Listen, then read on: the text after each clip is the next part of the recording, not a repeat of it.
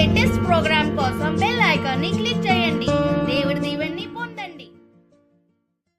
పరిశుద్ధాత్మ దేవుడు మనందరితో ఉండునుగాక. ఆమేన్. ప్రియమైన దైవజనులారా, ప్రభు క్రీస్తు యొక్క స్నేహితులారా, ఈరోజు సోమవారం. యేసయ్య ఈరోజు మనందరితో మాట్లాడుతున్నారు.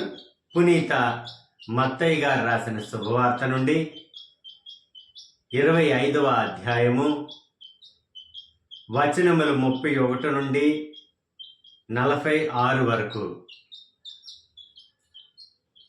చాలా జాగ్రత్తగా ఈరోజు మనము దేవుని స్వరాన్ని ఆలకించాలి.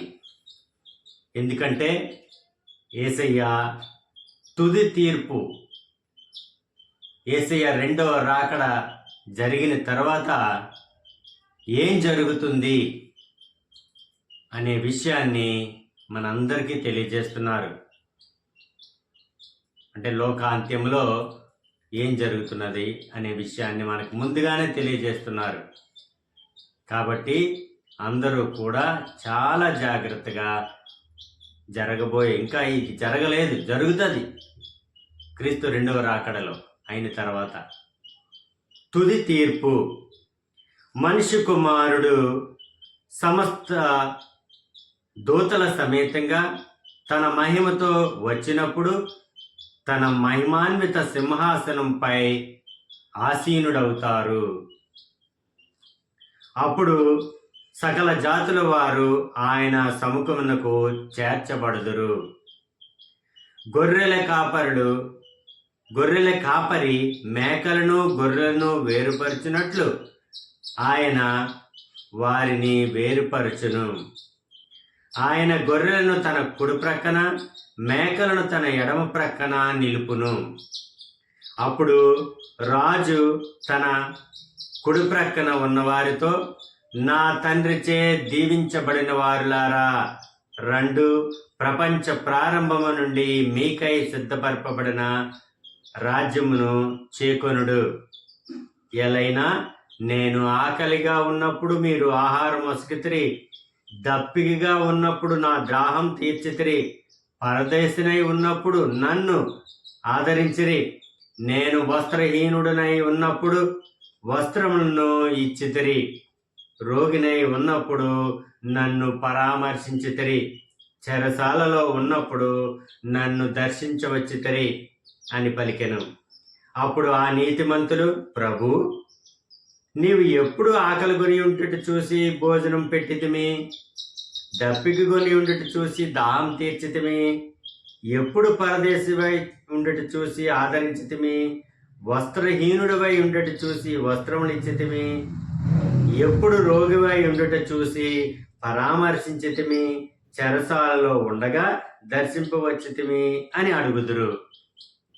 అందుకు ఆయన వారితో, ఈ నా సహోదరుల్లో అత్యల్పుడైన ఏ ఒక్కనికి మీరు ఇవి చేసినప్పుడు అవి నాకు చేసితిరి అని మీతో నిశ్చయంగా చెప్పుచున్నానని వారితో చెప్పెను. అప్పుడు ఆయన తన ఎడమ ప్రక్కనున్న వారితో, శాపగ్రస్తులారా, నా నుండి తొలగి పిశాచమునకు దాని దూతలకు ఏర్పరపబడిన నిత్య నరకాగ్నిలోనికి పొండు.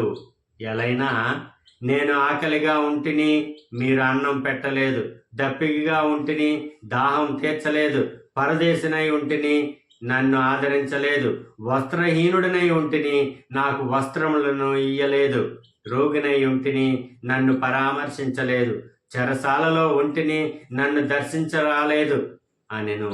అప్పుడు వారు కూడా, ప్రభు, నీవు ఆకలి కొని ఉండుట, దప్పికొని ఉండుట, పరదేశివై ఉండుట, వస్త్రహీనుడివై ఉండుట, రోగివై ఉండుట, చెరసాలలో ఉండుట మేము ఏనాడు చూసి పరిచర్య చేయకపోతిమి అని ప్రశ్నింతురు. అందుకు ఆయన, ఈ అత్యల్పులలో ఒకనికైనను మీరివి చేసినప్పుడు నాకును చేయలేదు అని నిశ్చయంగా చెప్పుచున్నానని వారితో చెప్పెను.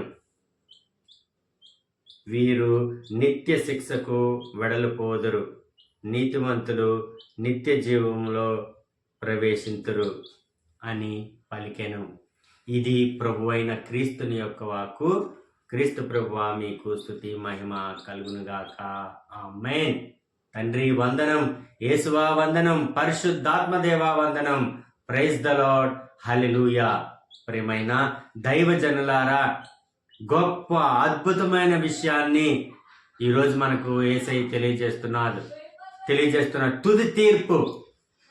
ఎందుకంటే జరగబోయే విషయం కోసం, ఫ్యూచర్లో ఎప్పుడు జరుగుతుందో తెలియదు, కానీ క్రీస్తు రెండవ రాకడ తర్వాత తీర్పు తీర్చబడుతుంది. అప్పుడు ఇది 100కి 150 పాలు జరిగి తీరుతుంది అనే విశ్వాసంతో, నమ్మికతో మనం ఉన్నాం. జరుగుతుంది కూడా మిత్రులారా. గొప్ప మాటలను మనకి ఈరోజు యేసయ్య తెలియజేస్తున్నారు.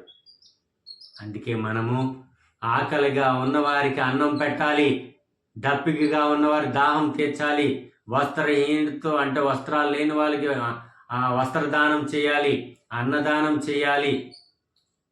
ఎవరైనా అనారోగ్యంతో బాధపడితే వాళ్ళని చూడడానికి వెళ్ళాలి, హాస్పిటల్లో ఉన్న వాళ్ళు చూడడానికి వెళ్ళాలి.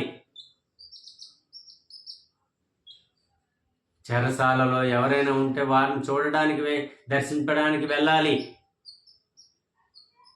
ఇల్లు వాకులు లేకుండా ఉన్నవారికి ఆశ్రయం ఇవ్వాలి. ఇలాంటి పుణ్య కార్యాలు నువ్వు చేస్తే అది ప్రభు క్రీస్తుకి నీవు చేసినట్లే ఈరోజు మనకు తేటతెల్లం చేస్తున్నారు యేసయ్య. ఎంతమంది ఈ పరిశుద్ధమైన శ్రమ దినాలలో, తపస్కాలంలో ఈ పనులు చేస్తున్నారు. తప్పనిసరిగా చేయాలి మిత్రులారా. అదే నిజమైన క్రైస్తవత్వం, ధన్యత్వం. ప్రభు క్రీస్తు రెండవ రాకడలో వచ్చినప్పుడు తీర్పు, అంతిమ తీర్పు జరిగినప్పుడు నీవు చేసిన ప్రతి కార్యము కూడా లెక్కించబడుతుంది. దయచేసి ప్రతి ఒక్కరూ కూడా ఈ విషయాన్ని గమనించి ఈ పరిశుద్ధమైన రోజులలో ఈ పనులు మనం చేయాలి. ఏంటేంటి చేయాలి? అన్నదానం చేయాలి, వస్త్రదానం చేయాలి. మీ చుట్టాలో బంధువులు ఎవరైనా బాగోపోతే వాళ్ళ హాస్పిటల్ ఉంటే వాళ్ళని చూడడానికి వెళ్ళాలి. మిత్రులారా, అంతేకాకుండా చెరసాల్లో మీకు ఎవరైనా తెలిసిన వాళ్ళు ఉంటే వాళ్ళ దగ్గరికి వెళ్ళాలి. ఆశ్రయం, ఇల్లు వాకులు లేని వారికి ఆశ్రయం ఇవ్వాలి. దప్పిగ్గా ఉన్న వాళ్ళకి దాహం తీర్చాలి.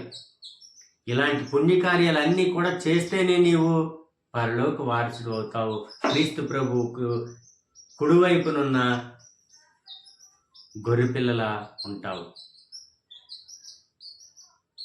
దయచేసి ప్రతి ఒక్కరూ కూడా ఈ కార్యాలను, ఈ గొప్ప కార్యాలను ప్రతి ఒక్కరూ చేసి దేవుని బిడ్డగా, పరలోక వాసుడుగా, దేవుని వారసుడుగా మనందరం కూడా ఆ పరిశుద్ధాత్మ దేవుడు మనల్ని దీవించి ఈ యొక్క గొప్ప కార్యం చేసే భాగ్యాన్ని, ఆలోచనను, శక్తిని, ధైర్యాన్ని, ఆరోగ్యాన్ని, ఆనందాన్ని, సంతోషాన్ని, ఆయుష్ను మనకు దేవుడు ఇవ్వాలని, మనందరిని కూడా ఆ దేవాది దేవుడు దీవించాలని ప్రత్యేకంగా మీ అందరి కోసం ప్రార్థన చేస్తున్నాం. దేవుడు మిమ్మల్ని దీవించును గాక. Amen. God bless you all.